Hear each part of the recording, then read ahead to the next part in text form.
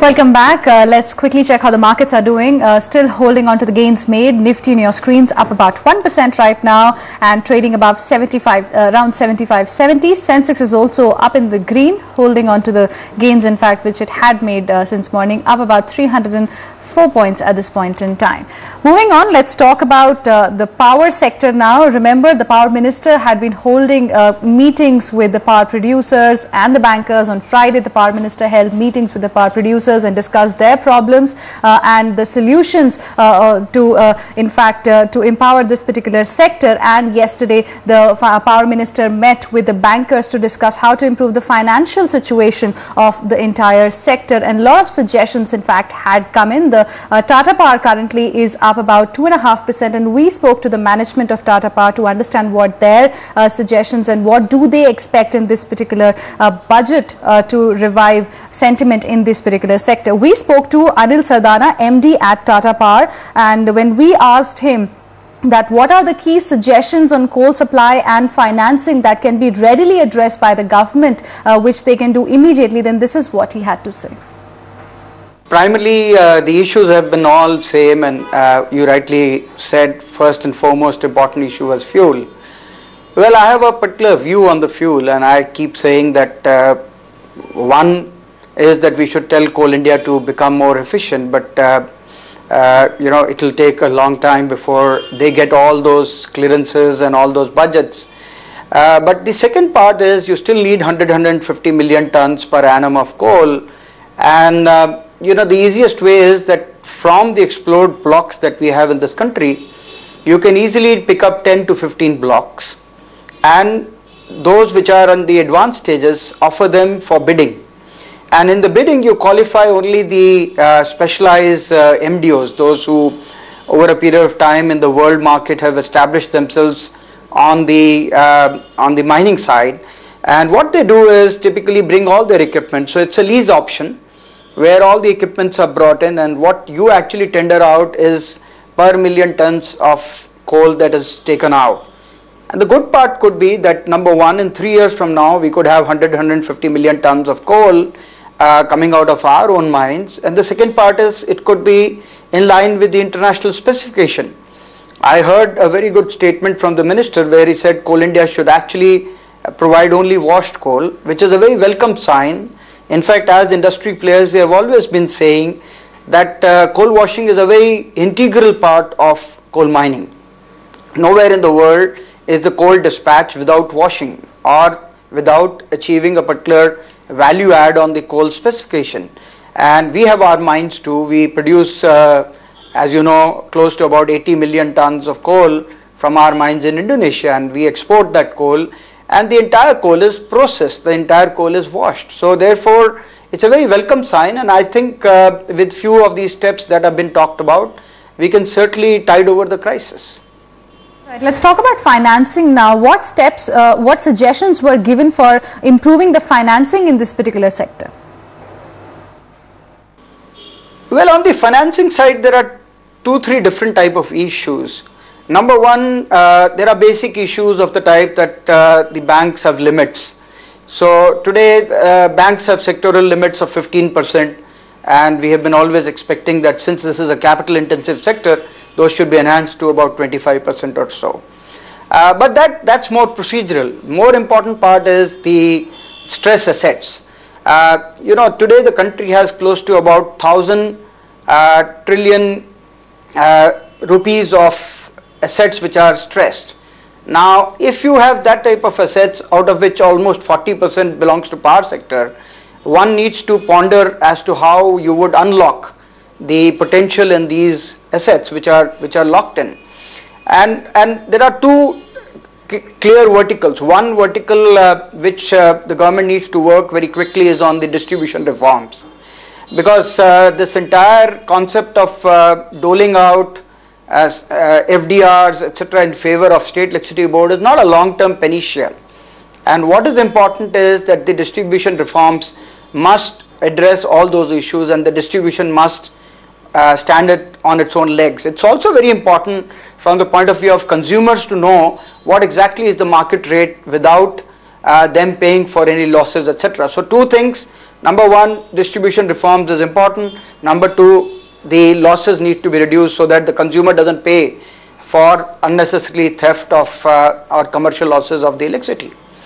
But on the vertical second vertical, which is the generation vertical, it is important to look at how those stress assets will be unlocked, because you have so much of capital which is tied in, and it is going to be almost impossible for every investor to now invest in new capacity addition, and the country needs a lot in the next few years. What are the expectations of the power sector from the budget? Well, the expectation in the power sector from the budget and from the government has always been a sort of a standard list. It starts from concepts like power being included in the GST list. It extends to ATIA benefits for long-term duration, and which has been extending almost year-on-year basis.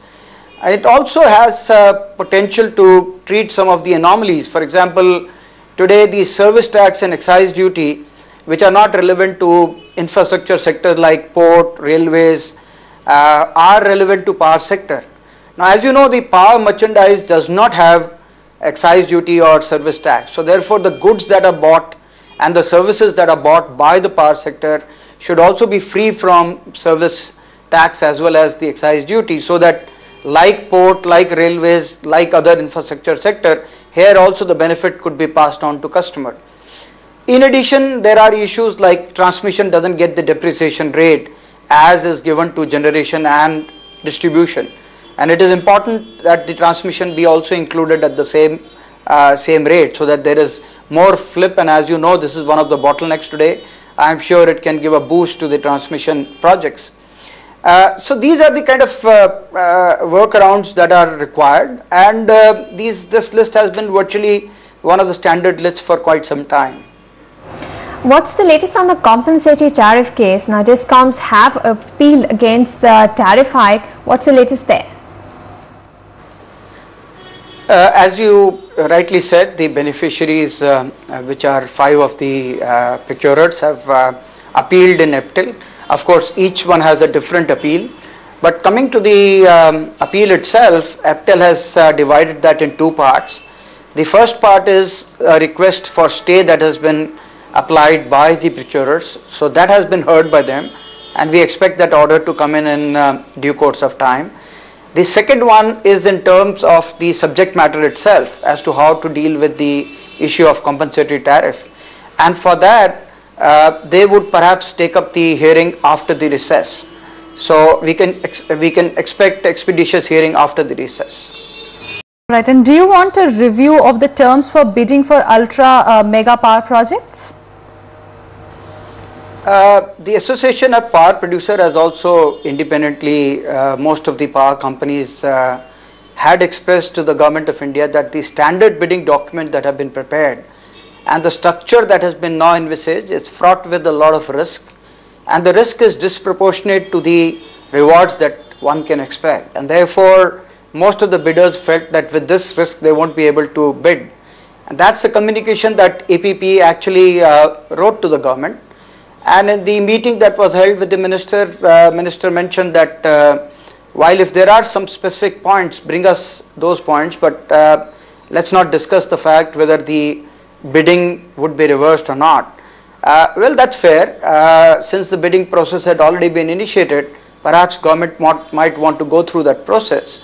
From the developer's perspective, it is important that the present structure, which is develop, build, finance, operate and transfer, as also the perspective that's been built between the utility and the developer, that's very risky, and that risk for a period of the entire contract is something that can cause a lot of problems, and therefore those are the comments that we will specifically send to the minister again.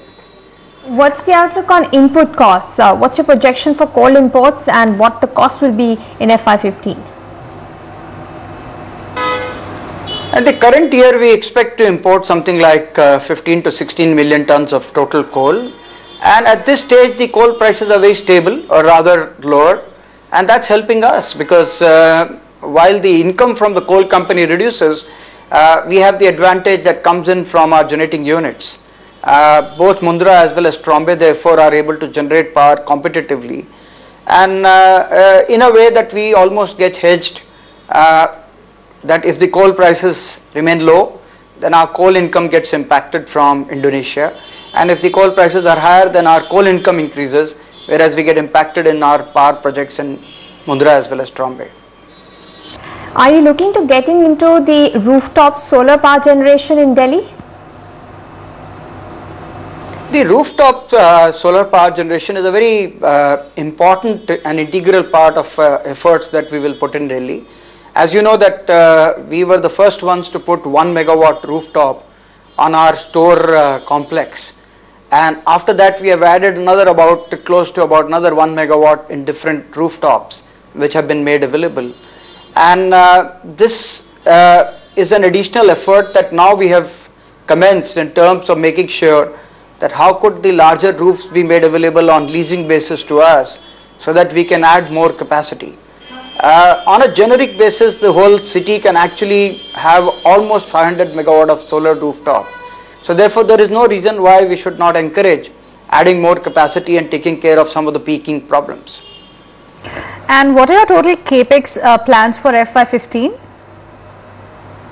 The capex for the company now in the last 2-3 years have always been close to about 2,500 crores, and it stays that way at this stage, and until the time that we get the compensatory tariff fully implemented, we will maintain it at that level. And what's the target for total power generation in this fiscal year? Oh, the power generation is about 8,600 megawatt at this stage for the company, and another about 2,000 megawatt are at different stages of erection and commissioning. Right, and how much is expected to come on board this year?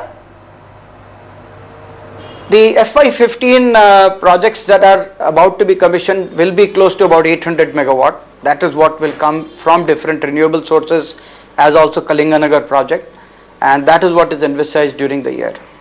All right, there you heard the management of Tata Power talking about their budget expectations as well as their plans for this fiscal. Moving on, we'll slip into a very short break right now, but after that we'll be joined by Dr. Soumyakanti Ghosh.